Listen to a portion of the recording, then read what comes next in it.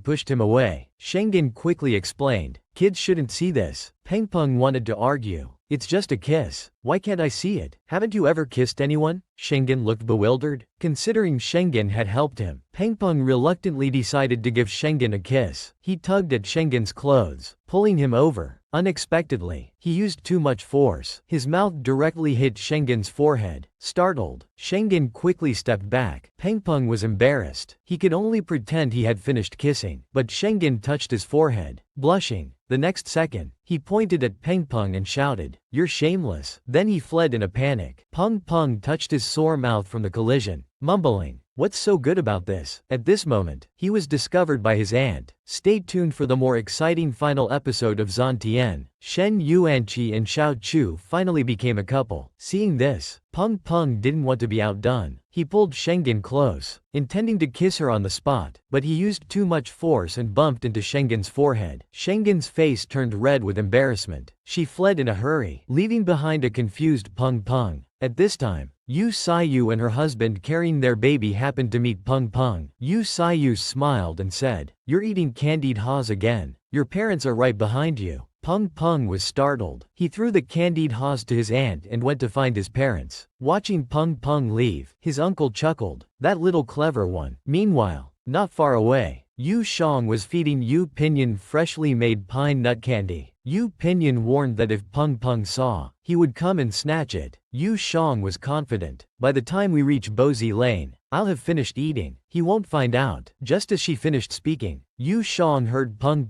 calling, "Mother," from behind. Yu Shang awkwardly thought, Cao has arrived. Little Peng reached out his hand for pine nut candy. Yu Shang had to oblige. She took out one piece and put it in Peng's mouth, saying, "Only one piece. After eating, you must brush your teeth well." Peng naturally obeyed. Yu Pinyin picked up his precious daughter, and the family of three went home together. Peng rested on his father's shoulder, his face beaming with happiness. Now, the crown prince of Han has become the emperor. He became the ruler of the country. Yu Pinyin married Yu Shang and became the Duke of Yu. Unrivaled in prominence, Yu Saiyu married a 6th-rank official and had a son. After many twists and turns, she finally lived a good life. Shen Yuanqi and the 9th princess became sweet lovers. Their wedding day was surely not far off. After arriving in Shuo City, Lady Lin couldn't withstand the hard labor. Her appearance aged rapidly. Though only in her 30s, she looked like an old lady over 60. This became her greatest fortune. In the brothel, she was responsible for washing clothes for the girls. Dao Zhen stayed in the city lord's mansion with no other choice. Yu Miaoqi reaped what she sowed. Not only did the city lord's wife cause her to miscarry, but she was also sold to a brothel. As soon as she recovered, Labor Bao forced her to work. Every time she thought she was about to get through it, fate would deal her a fatal blow, making her struggle repeatedly on the edge of despair. She wanted to escape but was always caught and brought back, followed by inhumane torture. Over time, her sense of shame was completely worn away, and she became the most popular courtesan in Shuo City. 3 years later, her value had doubled. Lady Lin was also assigned to serve her, no longer having to wash a large basin of clothes in the cold. However, what mother would watch her daughter sell herself? And what mother would frame her own child? Lady Lin felt she was no longer worthy of being human. The reason she lived was only to atone for her sins. Every time Yu Pinyin made his triennial border inspection, Yu Miaoqi never went to see her brother again. She had long lost face to meet him. She had also felt endless regret in her heart. If only she hadn't tried to climb the social ladder back then. If only she had followed the old lady's arrangement and married. If only, but she could never go back to those times. With this, the story comes to an end. Thank you all for your long-standing attention and love.